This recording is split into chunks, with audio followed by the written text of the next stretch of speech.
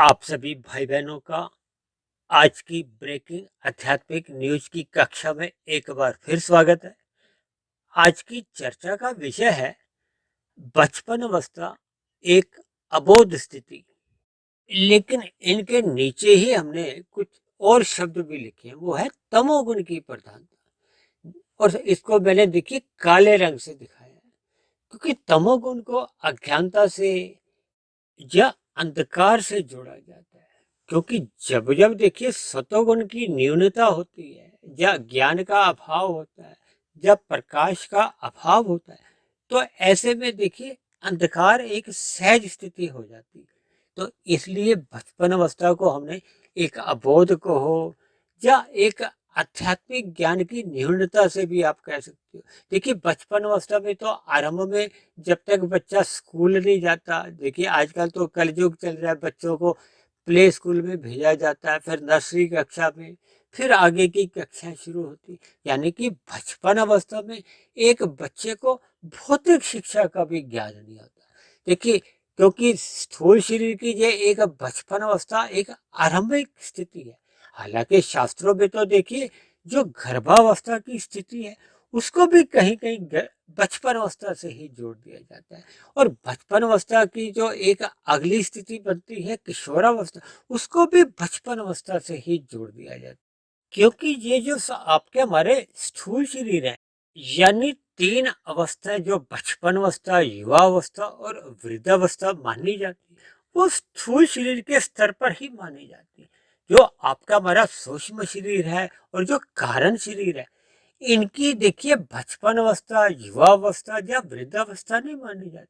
और कहीं कहीं तो शास्त्रों में ऐसा भी कहा जाता है कि आपका हमारा सूक्ष्म शरीर या कारण शरीर ये सदा ही जवान रहते, आरंभिक स्थिति से ही ये एक युवा अवस्था में ही रहती, ये कभी भी बूढ़े भी नहीं होते और इनमें कभी भी बचपन अवस्था भी नहीं होती। लेकिन स्थूल शरीर का, क्योंकि आप और हम सभी भाई बहन इस बात से परिचय रखते हैं कि गर्भावस्था में एक शिशु का निर्माण कैसे कैसे होता है। देखिए जब तक आत्मा का एक गर्भावस्था में प्रवेश नहीं होता, तब तक तो देखिए ये जो स्थूल शरीर के निर्माण की प्रक्रिया जो आरंभ ही नहीं होती। ये प्रक्रिया कैसे आरंभ होती है, इसके पीछे का जो कारण है, देखिए वो है आपके हमारे विषय भोग। इन पांच भोग विषयों को गंध, रस, रूप, स्पर्श और शब्द माना गया। इनको कहीं कहीं शास्त्रों में सूक्ष्म भूत भी कहा गया, क्योंकि इन्हीं सूक्ष्म भूतों से ही ये जो पांच स्थूल भूत हैं जिनसे आपका हमारा स्थूल शरीर का निर्माण होता है, वो है पृथ्वी, जल, अग्नि, वायु, आकाश। देखिए गंध से पृथ्वी तत्व की उत्पत्ति होती है, रस से जल की, इसी तरह रूप से अग्नि की, और स्पर्श से वायु के, और शब्द से आकाश तत्व की।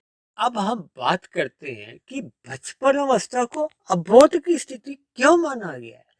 क्योंकि ये जो प्रकृति के तीन गुण हैं, तमोगुण, रजोगुण और सतोगुण, इन तीन गुणों के क्या लक्षण है, इस पर हमें थोड़ा ध्यान देना होगा।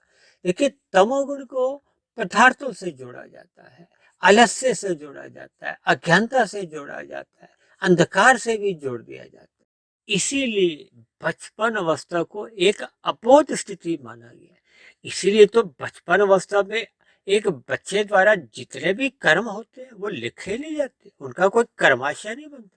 देखिए शास्त्रों में ऐसा कहीं प्रत्यक्ष रूप से मेरे भी पढ़ने में नहीं है, लेकिन मेरा ऐसा मानना है कि देखिए गर्भावस्था में आने के बाद ही भले ही आपके हमारे संस्कार तो बनने आरंभ शुरू हो जाते हैं। क्योंकि शास्त्रों में ऐसा जिक्र आता है कि अभिमन्यु ने सुभद्रा के गर्भ में ही एक ज्ञान अर्जित कर लिया था। तो इसका अभिप्राय क्या है कि गर्भावस्था में आपके हमारे संस्कार बनने आरंभ हो जाते, जबकि बचपन अवस्था में आपका हमारा कर्माशय नहीं बनता। देखिए एक बच्चा यदि किसी माता पिता की गोद में या किसी चाचा मामा की गोद में मल मूत्र त्याग कर देता है, तब ऐसी स्थिति में देखिए उसके द्वारा कोई पाप कर्मों का कर्माशय तो नहीं बन सकता, क्योंकि बच्चा तो देखिए अभी अबोध स्थिति में। इसलिए मेरा अपना एक व्यक्तिगत ऐसा मानना है कि जब तक बचपन अवस्था में एक ऐसी स्थिति, यानी कि जब उसकी काम इंद्रियों का विकास नहीं होता, उस स्थिति विशेष तक उसका कर्माशय का बनना आरंभ ही नहीं होता, मात्र उसकी क्रियाएं ही मानी जाती। देखिए बचपन अवस्था से ही बच्चे को जब प्ले स्कूल में भेजा जाता है, नर्सरी कक्षा में, तो वो भौतिक ज्ञान के लिए भेजा जाता है। जबकि देखिए एक सतयुग में या त्रेता द्वापर में भी देखिए गुरुकुलों का एक चलन था, जहाँ भौतिक ज्ञान के साथ साथ आध्यात्मिक ज्ञान की भी बच्चे को आरंभ से ही शिक्षा दी जाती थी, ताकि उसके मन मस्तिष्क में एक शुभ संस्कार जन्म ले, ताकि उसका युवावस्था एक मर्यादित रहे और वृद्धावस्था एक सही आध्यात्मिक उन्नति की ओर अग्रसर हो। लेकिन देखिए आज तो हम केवल एक बचपन अवस्था पे ही एक अपनी चर्चा रख रहे हैं। कल हम भले ही हमारी कोशिश होगी कि युवावस्था और फिर परसों हम वृद्धावस्था पे भी थोड़ा एक प्रकाश डालेंगे, क्योंकि प्रकृति के 3 गुणों में तमोगुण एक निकृष्ट गुण माना जाता है। तमोगुण से 10 गुना अच्छा रजोगुण माना गया है, रजोगुण से भी 10 गुना अच्छा सतोगुण माना गया है। क्योंकि तमोगुण को देखिए अज्ञानता से या पदार्थों से, अंधकार से एक जोड़ा जाता है, जबकि रजोगुण को देखिए क्रिया से जोड़ा जाता है। ये जितने भी संसार में जो आप और हम हलचल देखते हैं, क्रियाएं देखते हैं, ये रजोगुण के कारण है।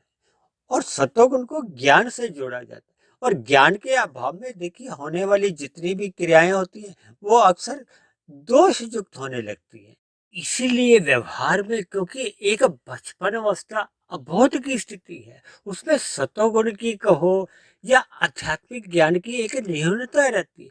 इसलिए कभी कभी देखिए व्यवहार में कह दिया जाता है कि बच्चा है, नादान है, अबोध है, उसकी गलती को माफ कर दिया जाता है। लेकिन माता पिता के संरक्षण में, क्योंकि बच्चे का विकास होता है, देखिए आरंभिक माता पिता द्वारा ही उसको जैसी जैसी शिक्षा परिवार में मिलती है, फिर जैसे जैसी शिक्षा उसको अपने भौतिक शिक्षा संस्थानों द्वारा मिलती है, तो फिर वैसे वैसे बच्चे में देखिए संस्कार को हो, भौतिक शिक्षा का स्तर को हो, या कुछ अंश तक देखिए जो आध्यात्मिक ज्ञान हम बच्चों को देते हैं, वो माता पिता के ज्ञान के ऊपर निर्भर करता है। देखिए कहा जाता है ना, बच्चों को आरंभ से ही महापुरुषों की कथा कहानियां सुनानी चाहिए, ताकि बच्चे के मन के भीतर में एक धार्मिक संस्कार बने, उसमें एक बहादुरी का एक बीज उत्पन्न हो, उसमें देश सेवा का एक भावना हो, उसको अपने कर्तव्य कर्मों का कैसे कैसे आरंभिक ज्ञान होना चाहिए। तो इन सभी बातों को देखिए बचपन में हम जैसे जैसे उसमें संस्कार डालते हैं, शिक्षा देते हैं, ज्ञान देते हैं, फिर वैसे वैसे ही बचपन में उसके एक मन मस्तिष्क में एक संस्कार को हो, वो एक अपनी स्थिति बनाने लगते हैं। देखिए भले ही जन्म के साथ ही सभी बच्चे अपने पूर्व जन्मों के संस्कार लेकर आते हैं, लेकिन वो बचपन अवस्था में ऐसे सभी पूर्व जन्मों के जो संस्कार हैं वो भी सुप्त अवस्था में होते हैं, वो सोए होते हैं, वो भी जागृत अवस्था में नहीं आते। लेकिन माता पिता का एक कर्तव्य बनता है कि अपने बच्चों को शुभ संस्कार ऐसे ऐसे दें, ताकि उनका बचपन अवस्था में एक भौतिक शिक्षा के स्तर पर ही विकास नहीं हो। देखिए अक्सर आज कलयुग में ऐसा देखा गया है कि माता पिता का एक लक्ष्य होता है कि उनका बच्चा आरंभ से ही भौतिक शिक्षा के स्तर पर एक तरक्की करे, उन्नति करे। देखिए ऐसा लक्ष्य होना कोई गलत बात नहीं, लेकिन माता पिता का यह भी कर्तव्य बनता है कि उसके बच्चों में आरंभ से ही अधिक से अधिक आध्यात्मिक संस्कार जन्म लेना आरंभ करें, क्योंकि जैसे जैसे देखिए बचपन अवस्था में उसके भीतर में मन मस्तिष्क में ये आध्यात्मिक संस्कार स्थिर होने आरंभ होते हैं, तब ऐसी स्थिति में फिर उसका युवावस्था पे किसी भी प्रकार का कोई एक बिगाड़ नहीं आता, यानी कि पतन होने की संभावना नहीं रहती। इसलिए क्योंकि बचपन अवस्था में ही उसको परिवार के स्तर पर शुभ संस्कार मिले थे, इसलिए हम सभी माता पिता को अपने छोटे छोटे बच्चों को देखिए भौतिक सुख सुविधा के साधन उपलब्ध करवाने के साथ साथ परिवार का एक धार्मिक वातावरण बनाना होगा, ताकि बच्चों में आरंभ से ही एक आध्यात्मिक संस्कार उसके मन मस्तिष्क में स्थित होना आरंभ हो जाए।